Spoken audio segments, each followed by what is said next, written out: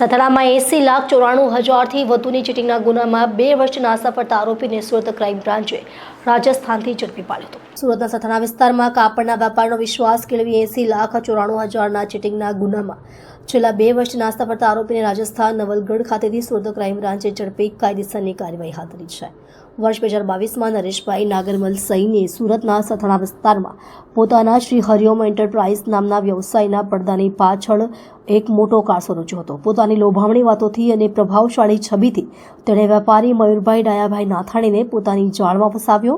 શરૂઆતમાં નરેશભાઈ નાના નાના ઓર્ડર આપી તેની રકમ સમયસર ચૂકવી દીધી, જેથી મયુરભાઈનો વિશ્વાસ જીતી શક્યો. પરંતુ તેનો સાચો પ્લાન થોડા દિવસો પછી અમલમાં આવ્યો. વિશાળ રકમના પ્લાસ્ટિકના રો મટીરિયલના ઓર્ડર આપી કુલ ₹80,94,157નો માલ લઈ લીધો. માલ મળ્યા પછી પોતાનું ગોડાઉન બંધ કરી ફરાર થઈ ગયો હતો. ધરપકડથી બચવા માટે નરેશભાઈ રાજસ્થાનમાં પોતાના વતનના છાંયડા હેઠળ રહેવા લુકાઈ ગયો. ઝાલાવાડથી ધરપકડ સુધીનું મિશન મોટા કૌભાંડમાં ફસાયેલા નરેશભાઈને પકડી પાડવા માટે ક્રાઇમ બ્રાન્ચે ટેકનિકલ સર્વેલન્સ અને હ્યુમન ઇન્ટેલિજન્સનો ઉપયોગ કરી ટીમ નવલગઢ પહોંચી, જ્યાં નરેશભાઈ મળી આવ્યો હતો.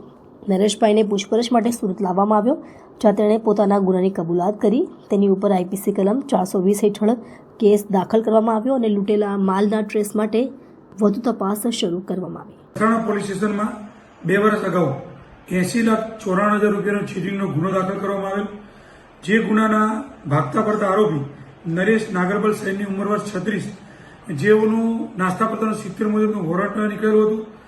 એ આરોપી નવલગઢ રાજસ્થાનમાં હોવાની ક્રાઇમ બ્રાન્ચની બાતમીના આધારે ક્રાઇમ બ્રાન્ચે ટેકનિકલ સર્વેલન્સ તથા હ્યુમન સોર્સના આધારે એ આરોપીને પકડી પાડી અને અત્રે લાવી પૂછપરછ કરતા આરોપી પોતાનો ગુનો કબૂલ કરેલ છે, જે આરોપીને સરથાણા પોલીસ સ્ટેશનમાં અટક કરી અને સુપ્રત કરેલ છે. સર, કે ચીટિંગનો અંજામ કેવી રીતે આપ્યો હતો આને?